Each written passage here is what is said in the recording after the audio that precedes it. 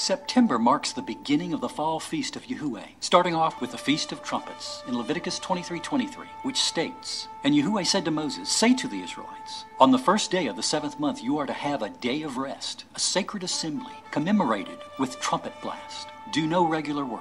Trumpets, or Yom Tru'ah, is on the first day of the 7th month of Tishri. The spring feast of Passover were fulfilled with Messiah's death, burial, and resurrection. And the fall feast are a rehearsal of a prophetic future event that we are to prepare ourselves for the expectation of the return of Messiah when he fulfills the shadow picture and returns on this day as the conquering, reigning king, fulfilling his role on earth as both king and priest. And that is why we are commanded to observe the feast every year, because the book of Revelation depicts the fulfillment of the fall festivals. This feast is also known as Rosh Hashanah, meaning head of the year, because it is the anniversary of the creation of the world. This was also the time to bring all your tithe to the temple for the widows, orphans, and the Levite priest. Over these next 10 days, the wheat was brought in to the threshing floor and separated from the shaft, symbolic of the future event of the harvest of souls at the first resurrection and the rapture, spoken of by Paul in 1 Thessalonians 4:16, saying, "For Adonai himself will descend from heaven with a shout, with the voice of an archangel, and with the trump of Elohim. And the dead in Messiah will rise first. Then we who are alive and remain shall be caught up together with them in the clouds to meet Adonai in the air."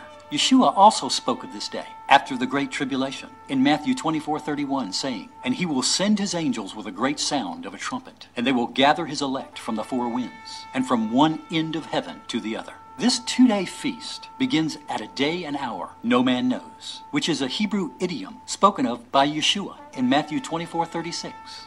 I'm Bill Sanford, wishing you a joyous Feast of Trumpets.